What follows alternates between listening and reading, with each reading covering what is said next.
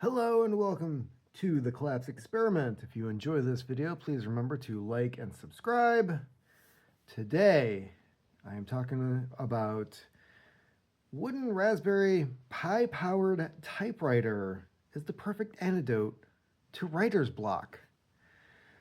This is yet another word processor, I'm going to call it, that apparently somebody is putting together. This one, I'm going to say, actually looks better than previous ones that I've talked about, like the Rev 7. This article is from TechSpot. So, getting back to bare bone basics, and this was released yesterday, April 6th. In context, many things can cause writer's block: fatigue, hunger, not being in the right headspace. Sissies. Even the constant distractions of the computer can ruin a thought process. That's why you get something like Scrivener that blocks out any pop-ups. One writer decided to break free of continual notifications and doom scrolling by making an old school typewriter with a modern twist. An old school typewriter, you say? Okay. A DIYer going by Billbong Biggos built this slick little machine aptly dubbed the typewriter to maximize writer focus. Powered by a Raspberry Pi 3 Model B Plus board, the wooden case gives it a delightful rustic look reminiscent of a vintage suitcase typewriter. No, it was just a typewriter case, like for portable typewriters. It's not a suitcase. While the form is as close as it can get to a vintage typewriter, it is not devoid of modern features. Yeah, I'm kind of seeing that already. The typewriter does away with the long stroke keys, ink ribbon, and paper carriage for a more modern interface. So they took away everything that makes it a typewriter. Okay. For input, Billbong Biggos used a Red Dragon K614 and a via 60% mechanical keyboard. I'm not accustomed to all these technical terms, but a 7.9-inch ultra-wide display fixed above the keys provide the output. The fold-out lid doubles as a stand to support a notebook or written copy for hands-free reference. It's also as a cubby for stashing a mouse. Typewriters wouldn't need a mouse, would we? Yeah, and why, if that is the screen, would it need a mouse? Doesn't make any sense to me. The typewriter sports a 10,000 mAh battery charged via a built-in USB-C port. The device runs on a full desktop version of Raspberry Pi OS.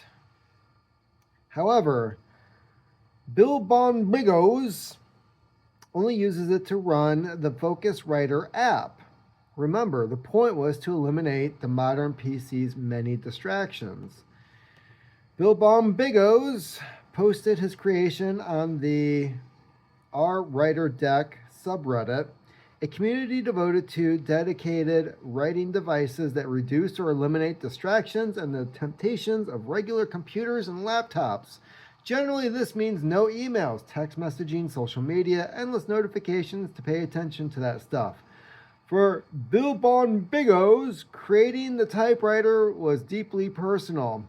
The fact that I managed to finish it when fighting depression and burnout successfully, thanks to doctors in the hospital where I was for a few weeks in the middle of making the typewriter, and that it works is just wow, man. It literally says that. And that it works is just, wow, man. A fantastic feeling, he wrote. Is that the end of it? Oh, wait. The DIYer admits that there is still room for improvement. A newer Raspberry Pi and a better cooling solution. Wow, must have cooling issues. Already in the list of improvements. He would also like to install a more lightweight and minimal OS. For now, this bulky but fun word processor is the perfect antidote for a modern writer's woes. To which there's no... There are no links. There's no website. This is simply some dude made this and they're sharing a subreddit. So we don't even have... Is it a product that you can purchase? Is it just like, there's no link to the subreddit either. At all. So other than talking about how this guy made this thing while being in a psych ward, it sounds like, I don't understand the purpose of this article now. And it doesn't say, like, how do you extract, does it have Wi-Fi connection? How do you, the USB port is supposed to be for charging it, but does that also make it so that you can transfer files? Like, how, there's a lot of questions here. Does it have Wi-Fi connection like the other models that we're learning about earlier? The keyboard, I mean, it's like a standard light up keyboard. Kind of reminds me of something you would find at Five Below. The wooden case, I have to say the wooden case is actually kind of cool. I'll give it that, but it reminds me of a lot of the early Royal or Remington cases that you would find back in the day. It looks like maybe it was redesigned. Let's see here. Am I able to like zoom in on this? Because some of the hardware looks like it might actually come from some like 1920s, 1930s wooden cases that you would find. And it's got these metal corner pieces with rivets, very much like you would find in early like Corona typewriters and Royals, Remingtons, anything that's small and portable. And I'm guessing, you know, he talked about having it be lighter in weight, but the wooden case by itself is probably, I'm guessing, the majority of the weight that you have aside from the battery. So how much does it weigh? It doesn't say. But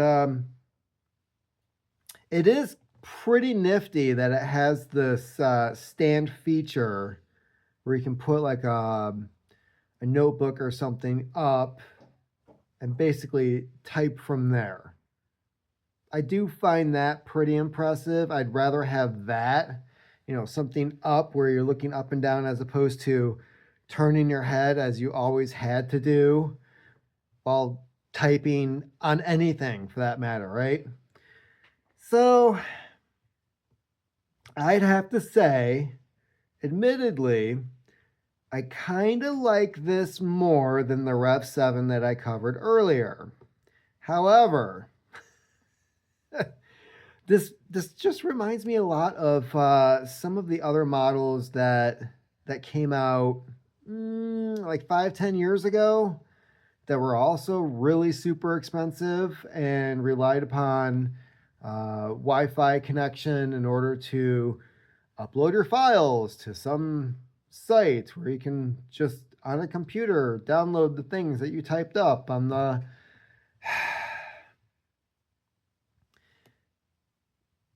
okay, so to this dude here, what was his name again? Bill Bond Bigos. All right, Bill Bond. Hear me out here. So you're trying to reduce distraction and everything. Well, okay, so if you're on a laptop, you can download. Yes, it is kind of pricey, but you can get Scrivener, and it does have a feature where when you're working on a section, you can black out everything. You don't get notifications. There's no pop-ups, no nothing. It's just black with like a sheet of paper in the middle, and it's very Kerouac because the paper just continues to move up on the screen while you're still typing in the same spot. Very much like his Underwood 4-bank that he wrote On the Road on. Okay?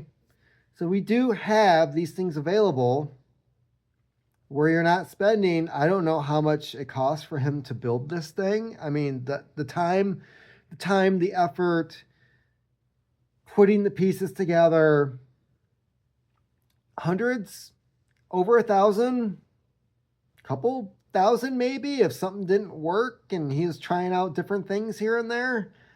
So I don't know. But I'm just saying that perhaps getting a program like Scrivener could be a lot simpler. Also, what I like to do is take my laptop, which, yes, it does connect to Wi-Fi. However, go to a place that doesn't have Wi-Fi and then open the program, start working from there. That's one of the reasons I have the cabin out back where I can just open it up. I can't check anything. There's no email. There's no surfing the web.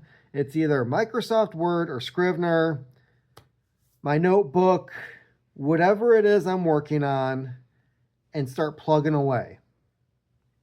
So there are other options out there. And for the sake of it, I would say, because there's writing, there's your first draft, and your first draft is never the first draft, right? Or the last one. So get a real typewriter. I've written several books where I type out the general story first. I figure out how it needs to go, changes that need to be made. And then I go into Scrivener. I'll make the chapters. I'll organize the story, how I already have it. And then I'll rewrite the whole thing. Oh, what? Oh my God, you write an entire book like 2-3 times? Yeah, that's how writers used to do it when shit mattered. And they were winning Pulitzers and all kinds of other awards and being recognized as being great writers because the first draft is always shit. Yes, your first draft is shit. That published book that you put out that hardly ever sold, that was your first draft. There's a reason it hardly ever sold and nobody gave a crap because it was shit. So yeah, writing, rewriting, editing, rewriting after editing, editing the rewrite. That is how you write a book. So this whole notion of like, oh, you're using a typewriter, that's just dumb. You can... Having files on your computer and going over them to find spelling errors or tinker around with a sentence or two is not writing. It's not. That's laziness. That's considering that your turd, if you polish it enough, won't be a turd anymore, okay? Sometimes you need to use that to plant some seeds and create something new out of that and have it blossom into something awesome, aside from just being a highly polished turd. Anyways, that is what I have for this article. I'm probably going to use this picture for the thumbnail so you get to see what the heck it looks like. It looks like something out of the 80s, seriously. Kind of cool, nostalgic. It's like a 1920s, 30s typewriter case with, I mean, it could be Penny's notebook from Inspector Gadget, honestly, which would actually be pretty awesome. But essentially, these days, people would just say, oh, she had an iPad before they even were invented. Keep on typing.